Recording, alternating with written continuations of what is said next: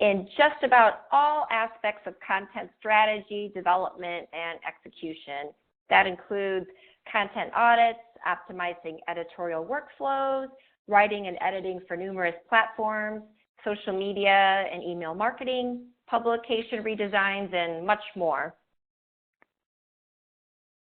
And just a little bit about orgSource. We're a digital strategy firm founded in 2005 with a mission to help associations improve their website presence, digital communication strategies, and overall use of technology.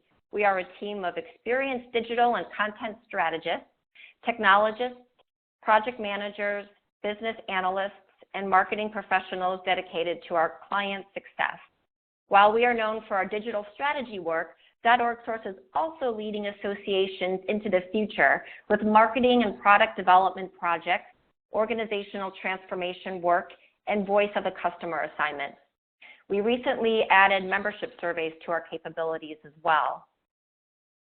We are proud that hundreds of organizations have chosen orgSource as their digital one-stop shop. Today, we'll focus on the absolute truths about content strategy and explore the 9 content strategy essentials. In 30 minutes from now, you'll be equipped to create a plan that will get the right content to the right users at the right time. You'll be able to build a foundation for pinpointing the right topics, sources, process, and roles for your organization and customers. And you can feel confident that you're on the right track in acquiring and engaging more customers. So here's the overall current state of content strategy for associations. The vast majority of associations understand how important their content is for driving retention. However, most don't find it important enough to develop an organization-wide content strategy. In 2005, hundreds of association content creators and directors were surveyed to see what barriers stand in the way of creating and deploying an organization-wide content strategy. Nearly 1/4 reported that they don't know how to create a content strategy or really understand how it differs from what they currently have in place. They also acknowledged other barriers, such as their departments operate in silos, there is a lack of support from the top, and or a lack of budget and time. Now, here's an essential truth you need to know about content performance. Many associations are confusing creating great content with achieving greatness with content. Now, think about that for a bit. There is a significant difference between the two. It's not enough to create well-written and well-sourced content. If it's not being seen by the right people, then it really doesn't matter how terrific the content is that you've created, right? Because what you really created is a missed opportunity. That's why content strategy needs to be a priority. Otherwise, associations will continue to sink while the competition soars. Of course, it is a two-way street. Without great content, even the smartest positioning and the most comprehensive communication plan will fall flat. You do need both. They are not mutually exclusive. So here's the problem we are attempting to solve. Readers are too busy and have too many choices to invest in content that isn't relevant or targeted for them, no matter how great the content may be. The solution at a high level is this: to be valued and the preferred source of information for your customers, you must develop a content strategy and make this a priority for your organization. So, all right, but will a content strategy truly cut through the noise so that our messages are received, remembered, and acted upon? Will a content strategy truly position our brand so that customers think of us when seeking trustworthy information? Will a content strategy truly establish our organizations as the go-to resources for our customers? Will a content strategy truly identify what types of content are going to make our associations indispensable? The answer is yes. If it's properly crafted, it should. So let's start uncovering the 9 things you need to know about content strategy. I just love this quote. Content strategy is no different from any other strategy, really. It keeps an organization focused and on the right course. And here is how we define content strategy. It's a framework for planning, creating, organizing, measuring, monetizing, and delivering diverse content to provide value to your association's customers, members, and stakeholders. Done right, a content strategy evolves and aligns your content assets with your organization's immediate business goals. What do I mean by assets? I mean that content extends beyond the written word. Content assets also include audio information, podcasts, visual information, your videos, and data. It's business and customer focused. It supports the mission and core value proposition of the organization, and it helps customers in their organizations be more successful. It's also important to note what a content strategy is not. It's not just created by a content team, and it does not exist by itself. It takes a team effort to create and own the strategy, and it's one tool in your arsenal to realize your organization's goals. It's also not about seeing how much content can be created or how fast. The content strategy respects our customers' time by devising a plan for creating and disseminating quality and targeted information. Here is another content strategy truism. Commit to never stop learning from your customers and from data. Today, it's easier than ever to track online habits, produce surveys, and provide forums from which to gather information about our customers. But are you tracking the right movements? Are you asking the right questions? Are you really identifying the key issues to resolve? Consider these questions that are currently on the screen. How do your best members or customers spend their time online? Where do they go and how do they behave online? In what ways do they interact with your association? And what are the expectations? What information is most important to them? What information do they need to make decisions? How can you provide information through content, social media, and real-time support? Where are your customers most likely to find this information online? And are your competitors providing it? Once you acquire these answers, you are on your way to connecting and engaging your audiences and pinpointing what will get them to take desired action from a content perspective. It is imperative to align content goals with business needs and customer needs. Among the key issues related to strategic alignment are the relative mix of information and major target audiences. To achieve each of your strategic objectives, what mix of content areas need to exist? Your focus will likely involve some blend of content related to continuing education, research, career development, news and information, public policy, and public information. So then you must characterize the market segment you are targeting for each one of those types of content. Thinking about content and thinking about your target audiences go hand in hand, and your organization is likely to have several target audience segments. For example, you might think about members at various stages of their careers, members versus other customers, prospective entrants into the field you serve, donors, media, lawmakers, or the general public. You may be able to differentiate these segments even further by the type of content they find valuable and the ways they search for, retrieve, and consume content. Simply put, not everyone is looking for the same thing. Not everyone has the same content needs or expectations. Those variations in expectations often can be described in terms of different behavioral patterns or personas. For example, one persona may represent those who seek information to help them with specific issues they encounter during the course of a normal workday. Another group may focus more on off-hours continuing education for their future development.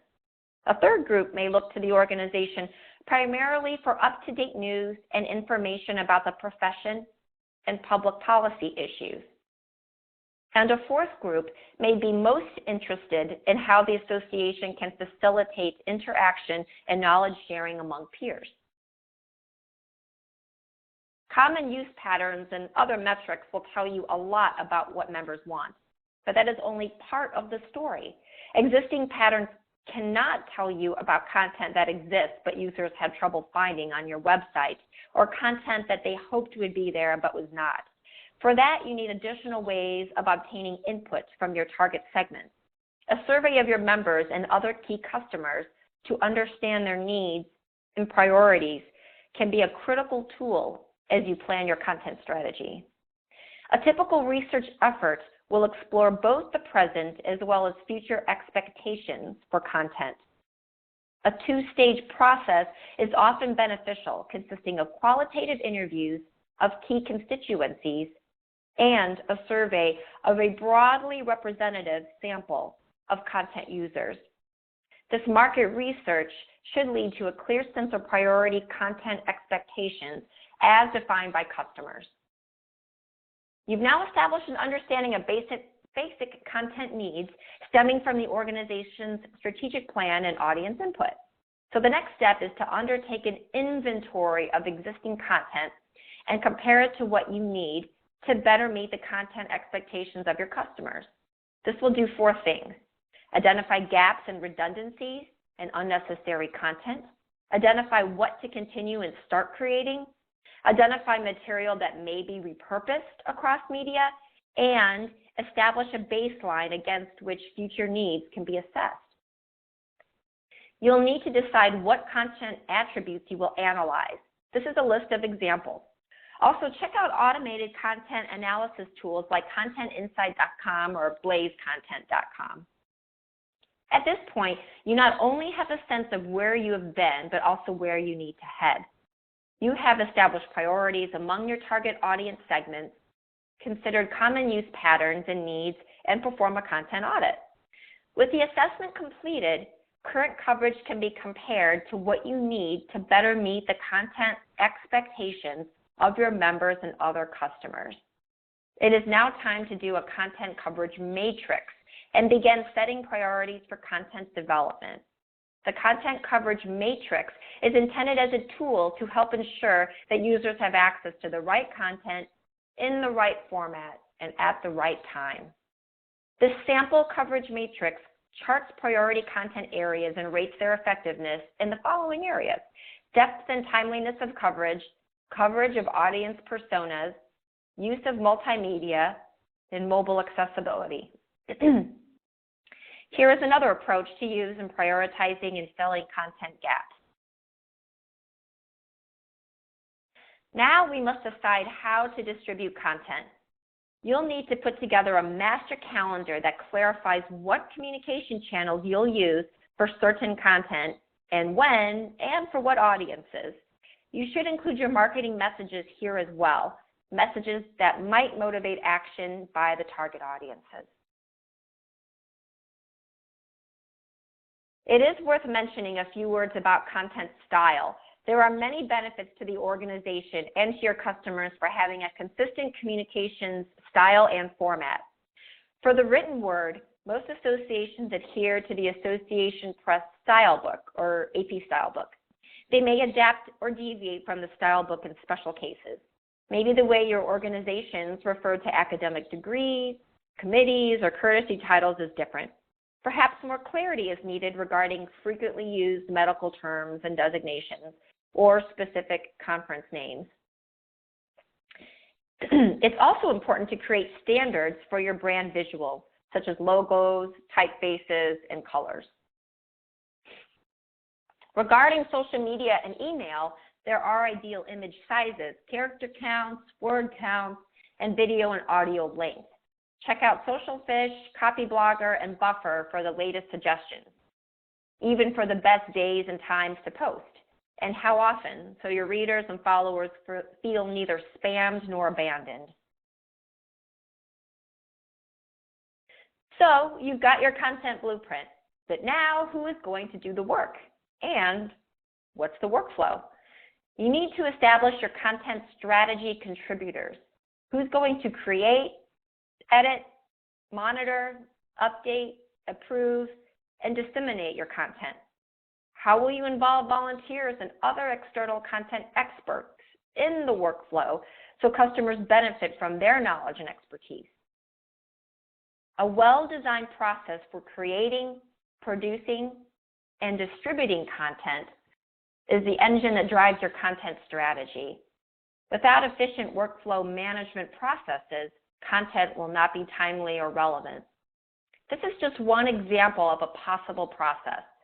It's much simpler than a typical editorial process would be, but it does hit the main point.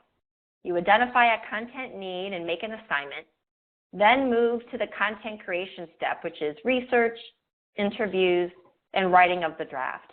Then go on to the editing process where you edit the draft and create a full package of related content, which can include graphics or videos or other materials.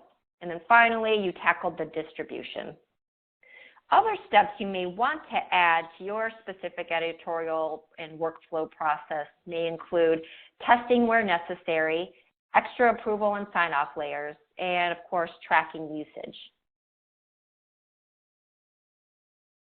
You must also ask, does my organization have the digital capabilities to get our content strategy where it needs to be? Are our existing products and services digitized? Can we consider new digital marketing channels? Can we analyze customer data? Are our systems integrated? Are we even using the right social platforms?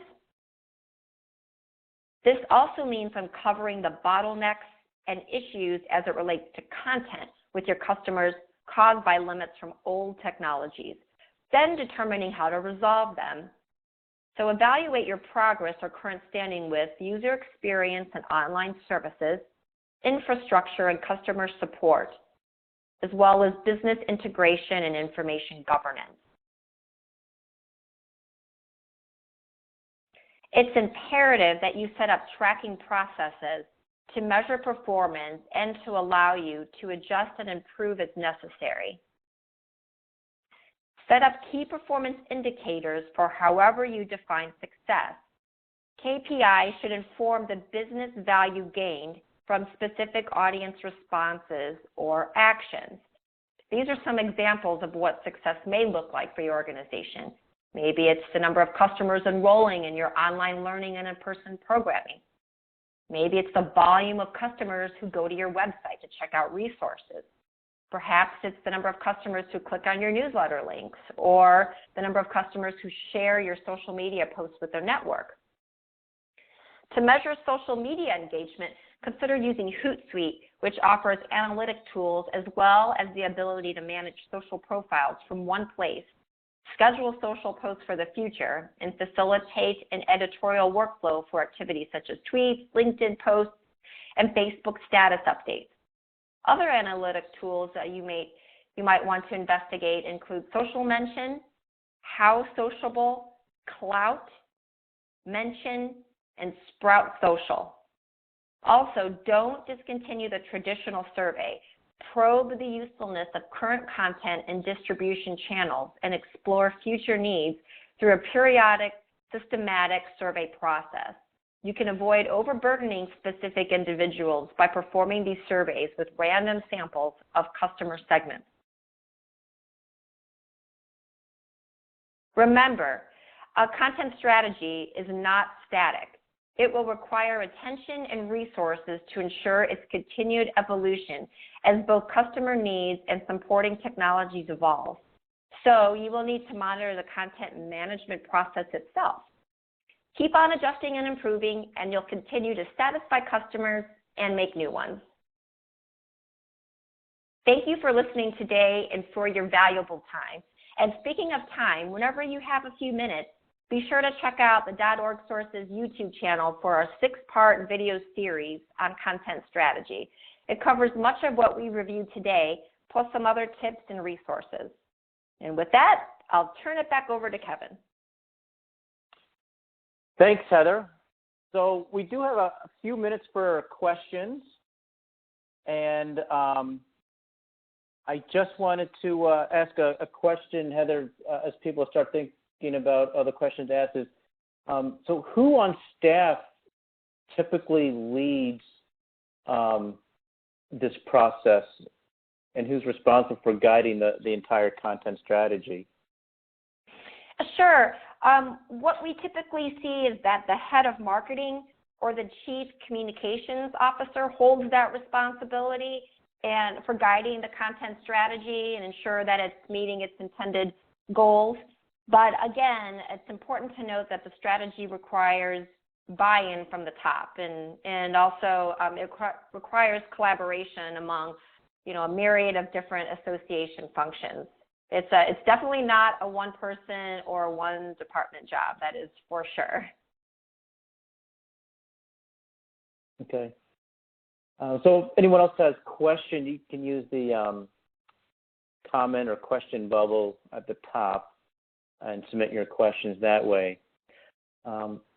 Also, I guess the other thing is, why do you think so many association styles are adapted from the AP style book? Oh, sure. We get this question a lot. The AP style book is a style and usage guide used by the news industry in the United States. So reporters, editors, and others use the AP style book as sort of their Bible, their guide for grammar, punctuation, and principles and practices of reporting. It's really considered a newspaper industry standard, and it's also used by broadcast outlets, magazines, and PR firms. It's really used by a lot of organizations, most organizations that produce a lot of content, and certainly associations fall in that camp. It's pretty much, considered the gold standard in communication consistency.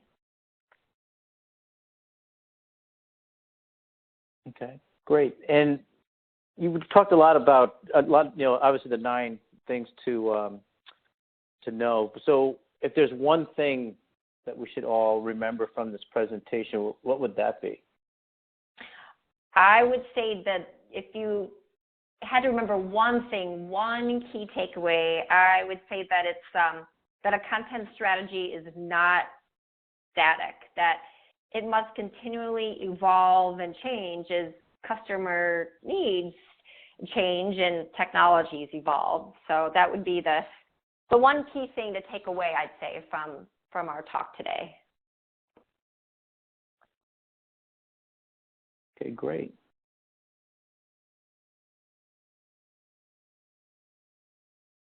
And then maybe you one did other mention, yeah. Go ahead. Mm-hmm. Oh, I was just going to say one other thing too that we get asked a lot is templates. It's obviously content strategy has been around for a little while. No need to reinvent the wheel, right? So people have asked, where can we find some good content strategy templates? And I just wanted to note that orgSource, we offer a toolkit as part of our content and marketing services, which includes sample worksheets and templates for each content strategy component that we talked about today. Also, another great source for content editorial calendars that I've used in various roles is HubSpot, Bobangus, BOBANGUS.com, as well as vertical measures. So just a few other little tidbits for you guys.